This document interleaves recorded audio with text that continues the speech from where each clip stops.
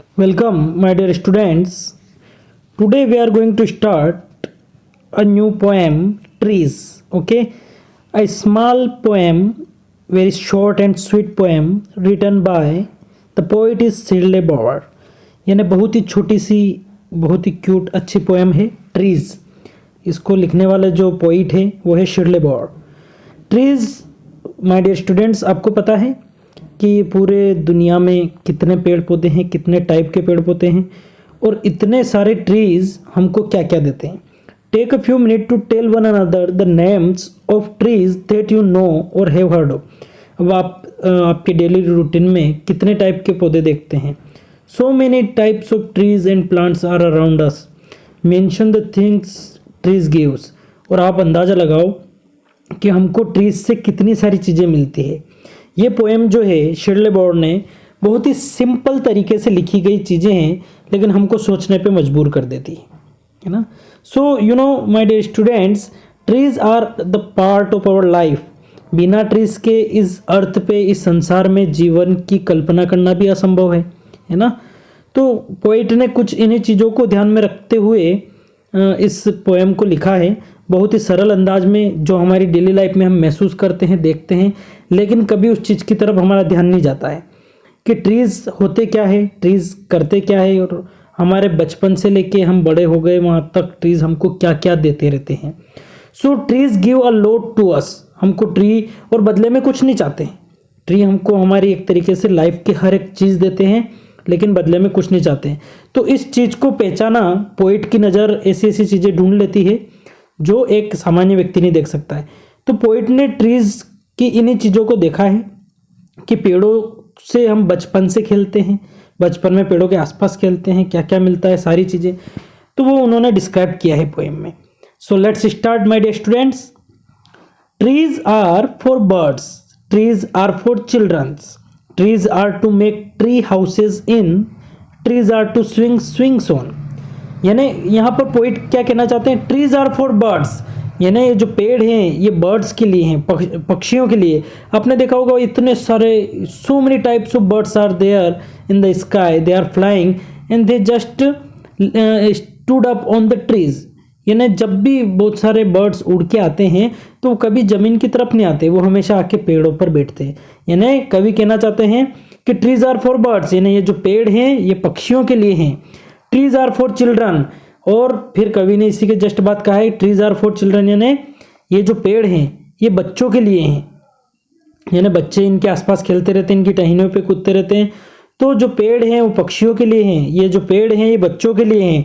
Trees are to make tree houses in, और ये tree किस लिए है, ताकि हम इन पे पेड़ों का घर बना सकें, है ना. बहुत सारे ट्री हाउसेज बनते हैं, आपने कभी देखे हो तो, या फिर आप देखें कि ट्री हाउसेस चाहे छोटे बर्ड्स हो या कोई बड़े व्यक्ति हो, बड़े बड़े जो ट्रीज रहते हैं उनके बाद उनके ऊपर ट्री हाउसेस भी बनते हैं. सो ट्री हाउसेस बनाने के लिए ट्री है, चाहे वो घोंसला हो, नेस्ट बनाते हैं या मंकी रहते हैं. So tree houses. Trees are to swing swings on, यानी ट्री किसके लिए है, ताकि हम इस पे झूले झूल सकें. Trees are to swing swings on, यानी झूले झूलने के ट्री है. Trees are for the wind to blow through, पेड़ किस लिए, ताकि हवा इसमें बह के निकले. Trees are for the wind, यानी हवा, टू ब्लो थ्रू, यानी इसमें बह के निकले. Trees are to hide behind in hide and seek, और जब हम लुका छिपी खेलते हैं, हाइड एंड सीक खेलते हैं, तो इसके पीछे छुपने के लिए, पेड़ छुपने के लिए है. देखिए कवि ने कितनी खूबसूरती से शब्दों में अपने विचारों को व्यक्त किया है कि पेड़ क्या क्या काम में आता है. यानी ट्रीज आर फॉर बर्ड्स, यानी पक्षियों के लिए है. ट्रीज आर फॉर चिल्ड्रन, यानी बच्चों के लिए है. Trees are to make tree houses in, यानी पेड़ों पे घर बनाने के लिए है. Trees are to swing swings on, यानी झूला झूलाने के लिए ट्री है. Trees are for wind to blow through, देखिए यानी हवा को इसके अंदर से गुजरने के लिए ट्री है, यानी हवा बहने के लिए ट्री है. Tree are to hide behind in hide and seek, यानी जब लुका छुपी खेलते हैं तो पेड़ किस लिए होते हैं, पीछे छुपने के लिए होते हैं. Trees are to have tea parties under, और बढ़िया टी पार्टीज करने के लिए भी ट्री होते हैं. बहुत प्यारी और ठंडी गहरी छांव होती है जिसमें बैठ के अच्छी टी पार्टी की जा सकती है, आराम से बैठ के सभी मिलके चाय पी सकते हैं. Trees are for kites to get caught in, यानी पतंग के फंसने के लिए भी ट्री होती है ना. आपने देखा होगा उड़ती हुई पतंग आके फंस जाती है.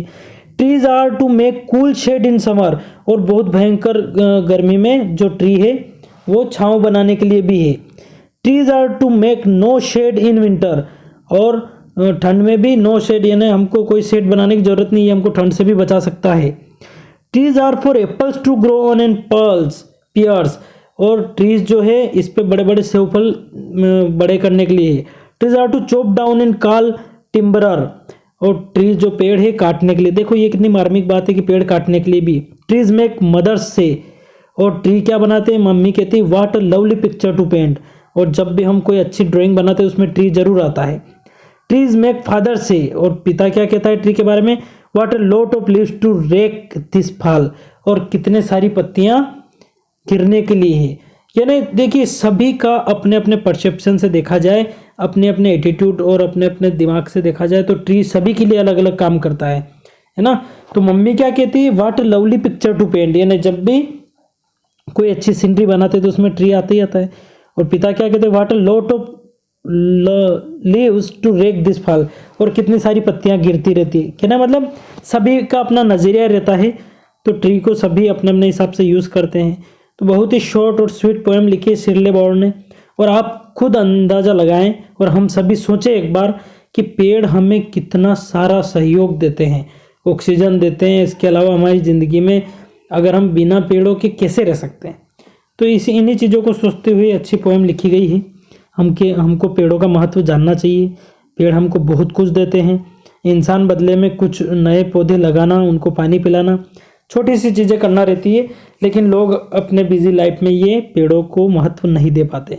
तो हमको इनके महत्व को जानना है, इनके इम्पोर्टेंस को जानना है। ठीक है, तो अच्छी पोएम है, आप भी ट्री के इम्पोर्टेंस को जानें। ओके, फिर मिलते हैं, मैं आपको क्वेश्चन आंसर सेंड करूँगा कल। Okay, bye.